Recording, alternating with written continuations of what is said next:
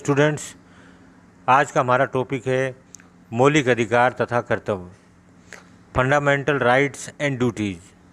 अधिकार व्यक्तित्व के विकास के लिए अनिवार्य है। व्यक्ति के सर्वांगीण विकास के लिए जो अधिकार आवश्यक होते हैं उनको मौलिक अधिकार कहा जाता है। सन 1954 के संविधान के अंतर्गत जनवादी चीन के संविधान निर्माताओं ने महत्वपूर्ण अधिकार तथा कर्तव्यों के प्रावधान किए थे। 1982 के संविधान द्वारा उन अधिकारों को और अधिक विस्तृत रूप से प्रतिपादित किया गया है। अमेरिकी पत्र बाल्टीमोर सन ने साफ साफ स्वीकार किया कि 1982 का संवैधानिक प्रारूप पश्चिम के किसी भी संविधान की तुलना में चीनी नागरिकों के लिए अधिक व्यापक अधिकारों की गारंटी करता है। मार्क्स के अनुसार किसी समाज के अधिकारों का स्वरूप और चरित्र उस समाज की आर्थिक व्यवस्था पर निर्भर है। मार्क्सवाद के अनुसार राजनीतिक स्वतंत्रता आर्थिक समानता की अनुपस्थिति में अव्यावहारिक है। मार्क्सवादी व साम्यवादी विचारधाराएं अधिकारों के आर्थिक आधार पर अधिक बल देती हैं। उनके अनुसार स्वतंत्रता पूर्ण आर्थिक एवं भौतिक सुरक्षा के अंतर्गत ही संभव है। मौलिक अधिकारों के विशिष्ट लक्षण। 1982 के संविधान में वर्णित मौलिक अधिकारों की कुछ महत्वपूर्ण विशेषताएं निम्नलिखित हैं। नंबर 1, आर्थिक और राजनीतिक अधिकारों का सुंदर सामंजस्य। नंबर 2, सर्वव्यापक अधिकार। नंबर 3, अधिकारों के साथ साथ कर्तव्यों का उल्लेख। नेक्स्ट है प्राकृतिक अधिकारों की स्वीकृति। तो पहला लेते हैं आर्थिक और सामाजिक अधिकारों का सुंदर सामंजस्य। 1982 के संविधान में इस धारणा को पुष्ट किया गया है कि राजनीतिक अधिकार सामाजिक और आर्थिक अधिकारों की अपेक्षा द्वितीय स्तर पर ही रखे जा सकते हैं। सर्वव्यापक अधिकार। चीनी अधिकार पत्र सर्वव्यापक हैं। राज्य में प्रत्येक व्यक्ति को बिना किसी भेदभाव के ये अधिकार प्रदान किए गए हैं। अधिकारों की सर्वव्यापकता पूंजीवादी राज्यों के संविधानों में प्रदत्त अधिकारों को देखते हुए चीनी अधिकारों की महत्वपूर्ण विशेषता है। नंबर 3, अधिकारों के साथ कर्तव्यों का उल्लेख। चीन के संविधान के अधिकारों के साथ साथ कर्तव्य जुड़े हुए हैं। चीनी नागरिक के कर्तव्य अधिकारों के साथ समायोजित किए गए हैं। प्राकृतिक अधिकारों की अस्वीकृति। चीन के संविधान में प्राकृतिक अधिकारों को मान्यता नहीं दी गई है। चीनी मान्यता है कि समस्त अधिकार साम्यवादी सिद्धांत अनुसार आर्थिक और सामाजिक व्यवस्था के फल हैं, जिनका उपयोग प्रत्येक नागरिक समाजवादी समाज के विकास और उन्नयन के लिए करता है। 1982 के संविधान में मौलिक अधिकार। 1982 के संविधान का जनवादी चीन का संविधान ये मानकर चलता है कि विकसित समाजवाद की परिस्थितियों में राज्य एवं समाज एक दूसरे के अधिक सन्निकट आते हैं। इससे सार्वजनिक और व्यक्तिगत हितों में सुसंगत मेल बैठता है। समाजवादी समाज में सत्ता का उद्देश्य कम्युनिस्ट के निर्माण के कार्यभारों की शीतग्रता पूरा करता है। जनता के जीवन स्तर में निरंतर उत्थान करता है। चीनी लोगों की बढ़ती भौतिक और आध्यात्मिक आवश्यकताओं की तुष्टि सुनिश्चित करता है।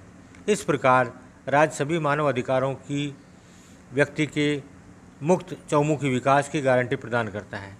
इसके लिए सामाजिक, आर्थिक, राजनीतिक, विचारात्मक, आध्यात्मिक, आत्मिक तथा सामाजिक मनोवैज्ञानिक सभी पूर्वाधार सुनिश्चित करता है। चीनी संविधान के 1982 के संविधान में दिए गए अधिकार इस प्रकार हैं। नंबर 1, विधि के समक्ष समानता। नंबर 2, चुनाव लड़ने और मत देने का अधिकार। नंबर 3, भाषण, पत्राचार, प्रेस आदि की स्वतंत्रता। नंबर 4, धार्मिक विश्वासों की स्वतंत्रता। 5, व्यक्ति की निरापद की गारंटी। नंबर 6, आलोचना का अधिकार। 7, काम करने या रोजगार पाने का अधिकार। 8 है अवकाश और विश्राम करने का अधिकार। 9 है वृद्धावस्था एवं शारीरिक अयोग्यता के में भरण पोषण। नेक्स्ट है शिक्षा पाने का अधिकार। नेक्स्ट वैज्ञानिक, तकनीकी और कलात्मक कार्य की स्वतंत्रता। नेक्स्ट है स्त्रियों के अधिकार। विदेशों में विश्वास करने वाले चीनियों के अधिकारों के संरक्षण। और नेक्स्ट है हमारे निजी संपत्ति एवं मानवाधिकारों के संरक्षण का अधिकार। तो ये हमारे लगभग 13-14 पॉइंट है। तो हम इनका एक एक का विस्तार से वर्णन लेते हैं। पहला है विधि के समक्ष समानता। अनुच्छेद 33 के अनुसार चीन के सभी नागरिक विधि के समक्ष समान हैं। इस अधिकार का अर्थ यह है कि नागरिकों की स्थिति, उनकी संपत्ति के अधिकार, वंश, सामाजिक स्थिति, नस्ल, जाति, स्त्री पुरुष, शिक्षा, भाषा, धर्म के प्रति दृष्टिकोण, पेशे के आधार या स्वरूप, निवास या अन्य बातों पर निर्भर नहीं होती। इसलिए सभी विधि के समक्ष समान हैं। नेक्स्ट है चुनाव लड़ने और मत देने का अधिकार। संविधान के अनुच्छेद 34 के अनुसार 18 वर्ष की आयु प्राप्त कर लेने वाले प्रत्येक स्त्री पुरुष को चीन के संविधान के अंतर्गत किसी भी पद के लिए चुनाव लड़ने या मत देने का अधिकार प्राप्त है। यह अधिकार केवल उन व्यक्तियों को प्राप्त नहीं होगा जिन्हें कानून के अनुसार इस अधिकार से वंचित कर दिया गया है। नेक्स्ट है भाषण, पत्राचार, प्रेस आदि की स्वतंत्रता। अनुच्छेद 35 के अनुसार संविधान ने सभी नागरिकों को भाषण देने, पत्र व्यवहार करने की स्वतंत्रता प्रदान की गई है। इसके अतिरिक्त प्रेस, संगठन और प्रदर्शन करने की स्वतंत्रता दी गई है। नेक्स्ट है धार्मिक विश्वासों की स्वतंत्रता। अनुच्छेद 36 के अनुसार चीनी नागरिकों के लिए अंतःकरण की स्वतंत्रता या धार्मिक विश्वासों की स्वतंत्रता प्रदान की गई है। राज्य का कोई संगठन किसी भी नागरिक को किसी विशेष धर्म को मानने के लिए बाध्य नहीं करेगा और न ही धर्म के आधार पर किसी प्रकार का भेदभाव करेगा। किसी भी धर्म को किसी तरह का विशेषाधिकार प्राप्त नहीं है। राज्य सामान्य धार्मिक गतिविधियों को संरक्षण प्रदान करेगा। नेक्स्ट अगला पॉइंट है व्यक्ति की निरापत्ता की गारंटी। 1982 के संविधान में नागरिकों को अपने व्यक्तिगत हितों की रक्षा में अधिक अधिकार प्रदान किए गए। पूर्ववर्ती संविधानों में जिन अधिकारों और स्वतंत्रताओं की अभिव्यक्ति की गई थी उन्हें न केवल पूरी तरह बनाए रखा है बल्कि नई प्रस्थापनाओं में काफ़ी संवर्धित भी किया गया है। ये हैं व्यक्ति की निरापत्ता की गारंटी, आवास की उल्लंघनीयता, पत्र व्यवहार की गोपनीयता, अंतःकरण की स्वतंत्रता तथा अभिव्यक्ति द्वारा न्यायालय में प्रतिवाद का अधिकार। व्यक्ति की संवैधानिक स्थिति में 3 नए अधिकार शामिल किए गए हैं: सम्मान और प्रतिष्ठा का, व्यक्तिगत जीवन की तथा विवाह एवं परिवार की रक्षा का अधिकार। साथ ही व्यक्तिगत अधिकारों की स्वतंत्रता और गारंटी सुदृढ़ की गई है। किसी भी व्यक्ति की न्यायालय के निर्णय या सार्वजनिक सुरक्षा भंग की स्वीकृति के बिना गिरफ्तार नहीं किया जा सकता। संविधान में कहा गया है कि किसी भी व्यक्ति को न्यायालय के निर्णय के वारंट के बिना गिरफ्तार नहीं किया जा सकता। बिना कानूनी आधार के किसी व्यक्ति को किसी घर में रहे व्यक्तियों की इच्छा के बिना उसमें घुसने का अधिकार नहीं है। नागरिकों के व्यक्तिगत जीवन को, पत्र व्यवहार, टेलीफोन वार्ता, संदेशों की गोपनीयता को कानून का संरक्षण प्राप्त है। पत्र व्यवहार की तलाशी अपराध जांच पड़ताल का मामला है। किसी व्यक्ति पर फौजदारी का मुकदमा दायर हो जाने पर ही अगर अपराध का राज खोलने या अपराधी का पता लगाने के लिए यह आवश्यक हो तभी ही तलाशी ली जा सकती है और ऐसी हालत में निर्णय का वारंट या अदालत का निर्णय होना अनिवार्य है। नेक्स्ट है आलोचना का अधिकार। अनुच्छेद 41 के अनुसार चीन में प्रत्येक नागरिक को राजकीय निकायों और सार्वजनिक संगठनों के कार्यों में सुधार लाने का प्रस्ताव पेश करने और उनके काम की खामियों की आलोचना करने का अधिकार है। अधिकारीगण निर्धारित समय सीमा के भीतर नागरिकों के प्रस्तावों और अनुरोधों की जांच करेंगे, उनके उत्तर देने, उचित कार्रवाई करने के लिए बाध्य हैं। आलोचना के लिए उत्पीड़न निषिद्ध है। नेक्स्ट है काम करने या रोजगार पाने का अधिकार। अनुच्छेद 42 के अनुसार चीन के नागरिकों को काम करने का अधिकार है। साथ ही काम करना नागरिकों का कर्तव्य माना गया है। राज्य रोजगार के समुचित अवसर प्रदान करेगा और काम करने की स्थिति में सुधार करेगा। राज्य नागरिकों के समुचित व्यवसायिक प्रशिक्षण की व्यवस्था करेगा। नेक्स्ट अगला है अवकाश और विश्राम करने का अधिकार। अनुच्छेद 43 के अनुसार चीन के नागरिकों को विश्राम अवकाश पाने का अधिकार है। राज्य श्रमिकों के काम के घंटों का निर्धारण करेगा तथा संवैधानिक अवकाश, मनोरंजन आदि की व्यवस्था करेगा। नेक्स्ट है वृद्धावस्था में शारीरिक अयोग्यता में भरण पोषण।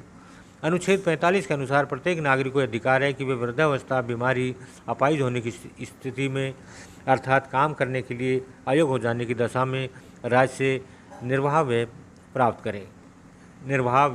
करें। राज्य सामाजिक बीमे, मेडिकल तथा स्वास्थ्य सेवाओं की व्यवस्था करेगा ताकि नागरिक इस अधिकार का समुचित प्रयोग कर सकें। अंधे, गूंगे, बहरे लोगों के भरण पोषण की व्यवस्था राज्य करेगा। नेक्स्ट है शिक्षा पाने का अधिकार। अनुच्छेद 46 के अनुसार नागरिकों की यह कर्तव्य तथा अधिकार है कि वे शिक्षा प्राप्त करें। वे सभी प्रकार की शिक्षा की निःशुल्क व्यवस्था की गई है। राज्य का दायित्व है कि बच्चों और नवयुवकों के नैतिक, बौद्धिक और शारीरिक विकास का समुचित प्रबंध करें। नेक्स्ट है वैज्ञानिक, तकनीकी और कलात्मक कार्य की स्वतंत्रता। अनुच्छेद 47 के अनुसार नागरिकों को वैज्ञानिक शोध, साहित्यिक, कलात्मक कार्य की स्वतंत्रता प्रदान की गई है। यह स्वतंत्रता वैज्ञानिक शोध के विस्तार, आविष्कारों और नव प्रवर्तकों के प्रोत्साहन तथा साहित्य और कलाओं के विकास द्वारा सुनिश्चित है। नेक्स्ट है स्त्रियों के अधिकार।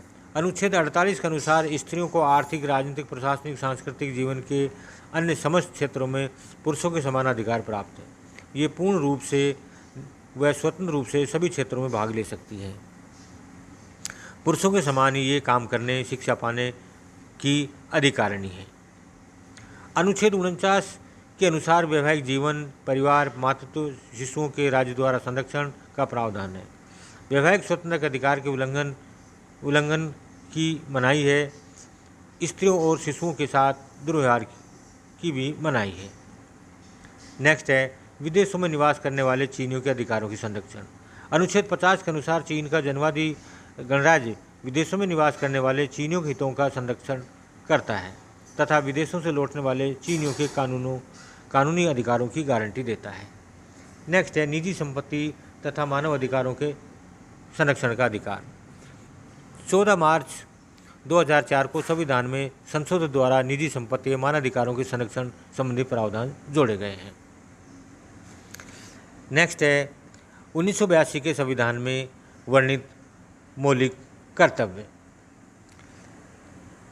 अधिकार की पहली शर्त यह है कि कर्तव्यों के प्रति जागरूकता। चीनी संविधान की विलक्षणता यह है कि अधिकारों के साथ साथ नागरिकों का भी कर्तव्यों का भी निर्धारण संविधान द्वारा किया गया। ये कर्तव्य इस प्रकार हैं। नंबर 1, अनुच्छेद 52 के अनुसार यह कर्तव्य है कि वे राष्ट्रीय अखंडता बनाए रखें। नंबर 2, अनुच्छेद 53 के अनुसार चीन के नागरिकों का यह दायित्व है कि वे देश के संविधान और कानूनों का पालना करें। नागरिकों से यह भी अपेक्षा की गई है कि राज्य की गोपनीयता बनाए रखने, सार्वजनिक संपत्ति की हिफाजत करें तथा श्रमिक अनुशासन को बनाए रखें, सार्वजनिक व्यवस्था तथा सामाजिक नैतिकता को मान्यता प्रदान करें। नेक्स्ट है अनुच्छेद 54 के अनुसार मातृभूमि की रक्षा, प्रतिष्ठा और हितों का संरक्षण प्रत्येक नागरिकों का पवित्र कर्तव्य है।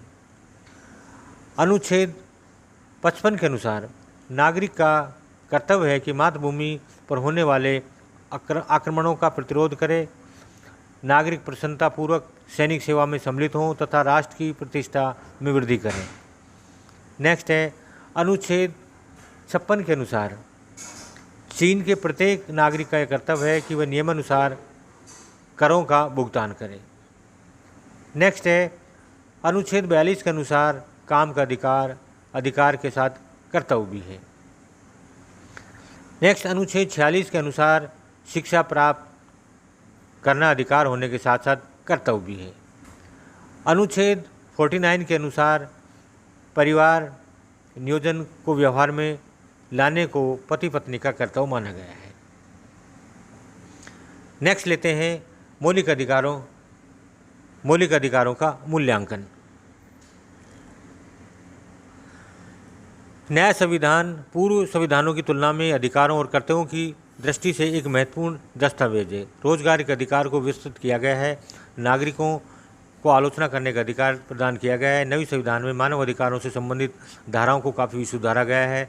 नए संविधान में वर्णित अधिकारों और कर्तव्यों को ध्यानपूर्वक देखने से कुछ बातें स्पष्ट होती है जो इस प्रकार हैं। नंबर 1, अधिकारों तथा कर्तव्यों की सूची विस्तृत है। नंबर 2, आर्थिक और सामाजिक अधिकारों के साथ साथ राजनीतिक और नागरिक अधिकारों को सम्मिलित किया गया है। नंबर 3, सभी नागरिकों को बिना किसी भेदभाव के अधिकार उपलब्ध कराए गए हैं। नेक्स्ट है, अधिकारों को कर्तव्यों की अग्नि में तपाकर स्वर्ण बनाया गया है। 1982 के संविधान में पाए जाने वाले अधिकार पश्चिमी संविधानों में प्रदत्त अधिकारों से निम्नलिखित बातें भिन्न हैं। नंबर 1, नागरिक तथा सामाजिक राजनीतिक अधिकारों को सामाजिक आर्थिक अधिकारों के बाद महत्व प्रदान किया गया है। नेक्स्ट है, अधिकारों का ध्येय साम्यवादी व्यवस्था को सुदृढ़ करना है। नेक्स्ट है, चीन अधिकारों के साथ साथ कर्तव्य भी जुड़े हुए हैं। नेक्स्ट है, अधिकारों के संरक्षण हेतु स्वतंत्र तथा निष्पक्ष सर्वोच्च न्यायालय द्वारा संरक्षण के प्रावधान का अभाव है। यह कहा जाता है कि जनवादी चीन में मूलभूत अधिकारों का चार्टर मात्र दिखावा है, जबकि पश्चिमी देशों के अधिकार वास्तविक है। लोकतंत्र बहाली, आंदोलनकारियों की सेना पर गोली चलाना आदि घटनाएं चीन में नागरिक अधिकारों की पोल खोल देती हैं। क्लिंटन प्रशासन बराबर दबाव बनाए हुए था कि चीन अपने देश की मानवाधिकार दशा को दुरुस्त करें अथवा अमेरिका द्वारा अंतर्राष्ट्रीय व्यापार के संदर्भ में जो मोस्ट फेवरवर्ड नेशंस का दर्जा दे रखा है वह समाप्त कर दिया जाएगा। पिछले कुछ वर्षों से चीन पर बराबर आरोप लगाए जा रहे हैं कि वह मानवाधिकारों का गंभीर हनन हो रहा है। सरकार विरोधी चीन को गिरफ्तार किया जा रहा है, विचार स्वतंत्रता का गला घोटा जा रहा है, तिब्बत के साथ धार्मिक स्वतंत्रता पर पाबंदी लगाई जा रही है।